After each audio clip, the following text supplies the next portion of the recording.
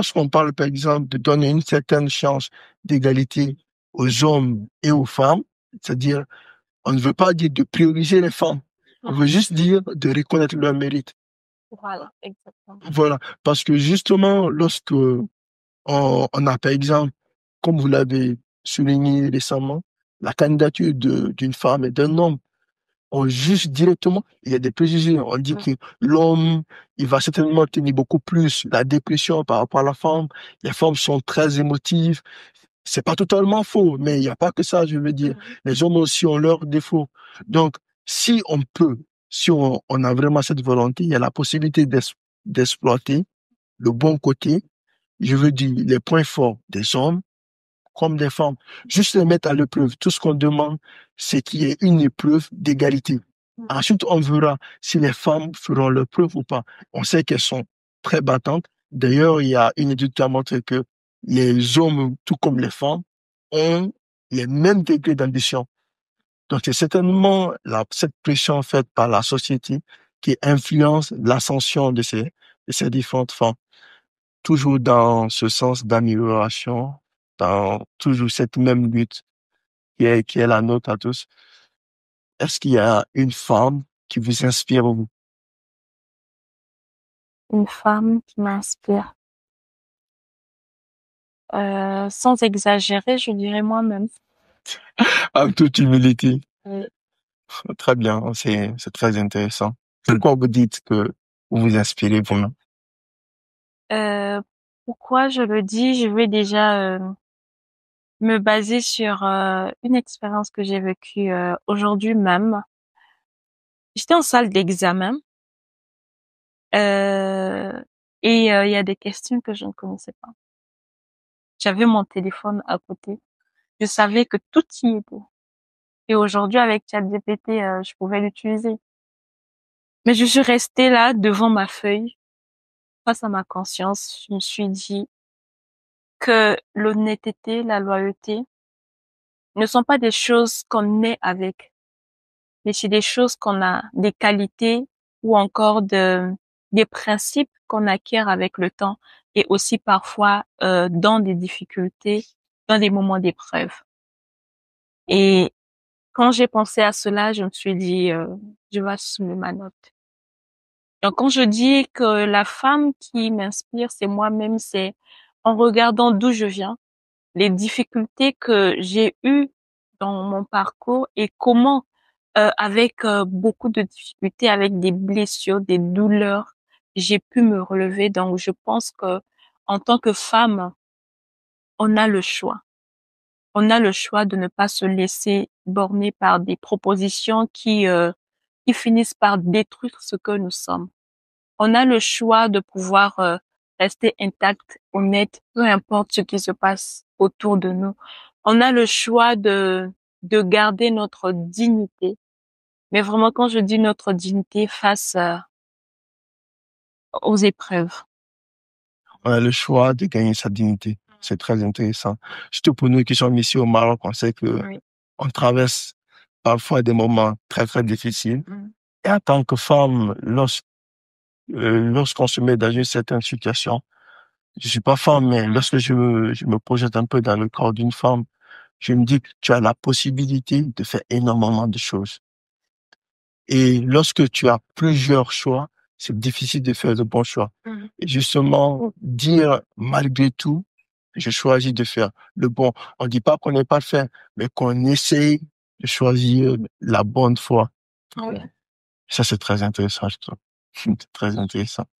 Et est-ce que vous avez un mot pour les femmes qui nous regardent et qui aimeraient elles aussi avoir surtout confiance en elles? Parce que je crois que tout ce que vous êtes en train de dire, ça vient d'une profonde confiance en soi.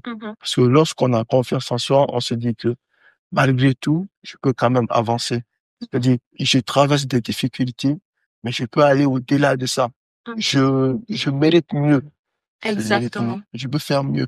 Par exemple, je peux pas admettre que moi, je puisse faire, on fait tous des erreurs, mais que je puisse demeurer dans ces erreurs. Si j'ai le choix, comme vous l'avez dit, de choisir entre faire le bien et faire le mal, je préfère faire le bien pour faire plaisir à ma propre personne d'abord. exactement. Est-ce que vous avez un message particulier pour ces jeunes femmes qui nous regardent? Ok. Au cours des années et après plusieurs expériences vécues, je suis arrivée à me dire qu'on est fidèle à nous-mêmes d'abord, avant de l'être pour l'autre. Je passerai par un petit témoignage. Je suis arrivée très jeune étudiante, comme toute autre. Au bout de 2 années, je perds mon père. Et quand mon père décède, on a eu le temps de faire le deuil et tout. J'ai eu des propositions, mais de taille. J'ai eu des propositions de taille, tu vois, un homme qui vient, qui te présente tout sur un plateau. Je ferai ci, je ferai ci, je ferai ça. Et j'étais à la fac. Il y a eu des moments où je partais à la fac sans manteau, hein, pendant l'hiver, et ceux qui sont au Maroc savent partir à la fac sans manteau et tu as cours du matin au soir. Il faisait très froid. Il y a eu des moments où je pouvais faire 3 à 4 jours sans manger, à prendre la simida avec de ceux que c'était mon repas favori, pas parce que j'aimais, mais simplement parce que je n'avais que ça et je ne pouvais m'offrir que ça. Donc, je n'ai pas succombé, je n'ai pas accepté des propositions parce que j'étais en manque. Et d'ailleurs, je pense que c'est pas pour juger, hein, c'est pas pour juger. Je pense que les femmes qui se livrent parce qu'elles n'ont rien à manger, parce qu'elles ont besoin, c'est une mauvaise pensée, c'est une mauvaise croyance. C'est une mauvaise pensée et une mauvaise croyance que parce qu'on manque, on doit le faire. Si peut-être que je t'ai pas passé par là, on dira que non, tu ne sais pas ce que c'est qu'avoir faim, mais j'ai connu la famille.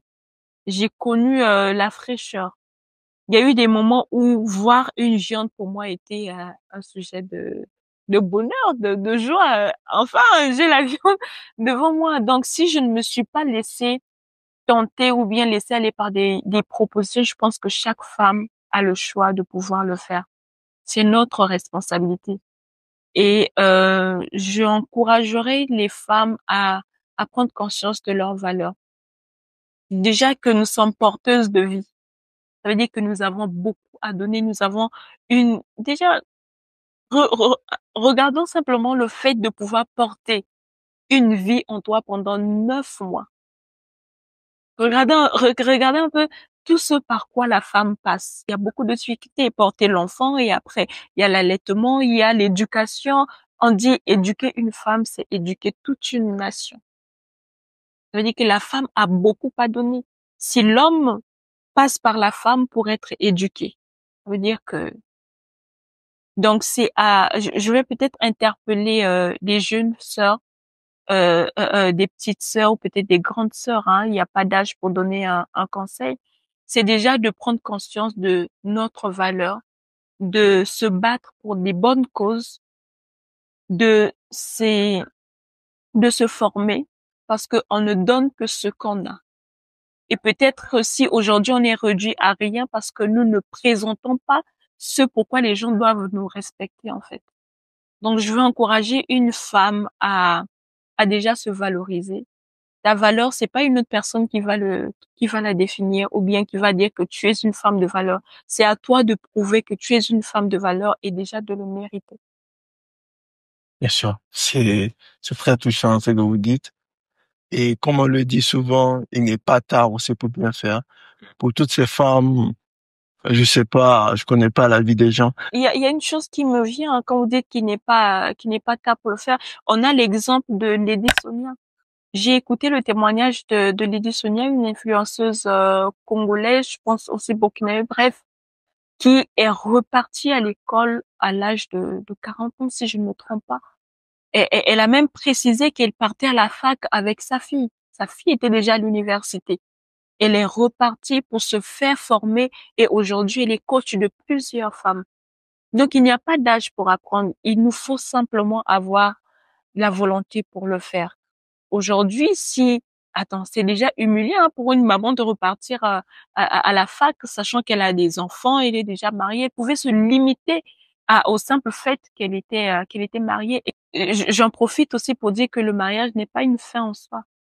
Aujourd'hui, les femmes sont devenues assoiffées du mariage.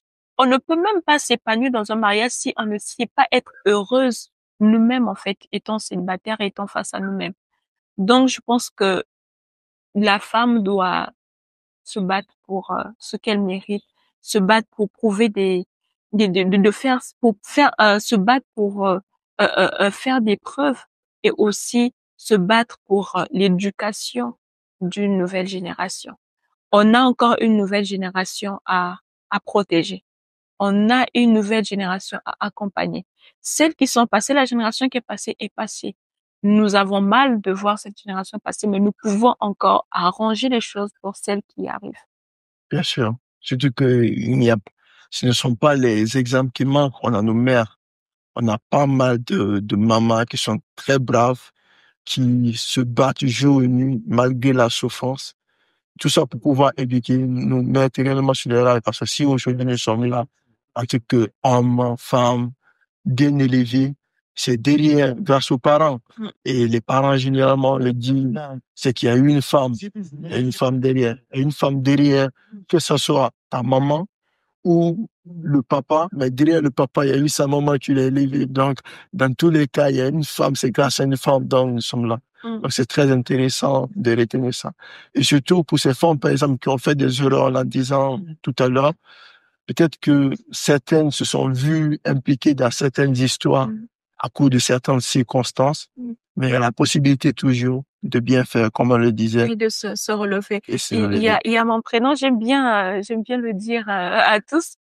Mon premier prénom, c'est Vitali. Et Vitali veut dire c'est ça la vie dans ma langue natale. Une fois, j'ai posé la question à mon père, pourquoi c'est ça la vie? Il m'a dit simplement parce que dans la vie, il y a des hauts et des bas. Le jour où tu es en hauteur, réjouis-toi de ce que tu es en hauteur, bats-toi pour garder cette dimension-là. Mais le jour où tu te retrouves en bas, ne reste pas là. Relève-toi et continue la marche. Faut dire à une femme qui est passée par des humiliations, des choses, oui, c'est arrivé, mais vous avez encore le choix de pouvoir vous relever et continuer la marche. Tout est encore possible. Tant qu'il y a la vie, il y a de l'espoir. C'est possible d'aller plus loin et de devenir une meilleure version de nous-mêmes. C'est toujours possible de devenir une meilleure version de soi. Tant qu'il y a la vie, il y a de l'espoir. Oui. On peut toujours se relever. Ouais. On a l'exemple de celui qui a fait KFC. On dit que c'est après plusieurs tentatives qu'il est arrivé à ce résultat. Et aujourd'hui, nous nous réjouissons d'avoir le KFC. Donc, il y a plusieurs exemples sur quoi nous pouvons nous baser pour nous relever. Excellent. C'est très bien, très bien. Nous arrivons à la fin de cet épisode. J'ai tellement aimé que je ne veux pas que ça finisse. Donc, est-ce que vous avez un mot de fin pour cet épisode? Un mot de fin, puisque nous parlons de la Journée internationale des droits de la femme. J'aimerais appeler plusieurs femmes à prendre conscience de leurs valeurs, de leur identité et de leurs responsabilités. Le 8 mars n'est pas qu'un jour où nous allons porter des pagnes, allons crier ah non, égalité, égalité, où nous allons chanter sur les réseaux sociaux, c'est la Journée internationale des droits de la femme. Non. Ça ne se limite pas qu'à le proclamer, mais à poser des actes qui vont emmener cette journée à être ce qu'elle est. Si elle est, c'est parce qu'il y a eu des révoltes, il y a eu des revendications, il y a eu des appels aux droits de la femme. Donc, à part le fait de célébrer cela, je pense qu'on devra également penser à des initiatives, à penser à mettre en place des œuvres caritatives pour sensibiliser la jeune femme. Vraiment, je reste sur le fait de sensibiliser la jeune femme parce que nous avons une génération qui arrive. Aujourd'hui, les gens se plaignent de ce que cette génération, enfin, les gens s'inquiètent de ce qu'elle est devenue parce que quand on regarde nos parents avant et nous aujourd'hui, c'est compliqué. Mais je pense qu'on ne doit pas se limiter à constater les dégâts, mais penser à pouvoir trouver des solutions pour arranger. Il y a encore une génération qui peut être sauvée. Donc, le 8 mars, ne restons pas là seulement à célébrer, à jouer, à boire, hein. mais aussi pensons à des actes que nous pouvons poser pour que demain soit meilleur pour toute génération, femmes comme hommes, parce que il y a la responsabilité de l'homme, il y a la responsabilité de la femme.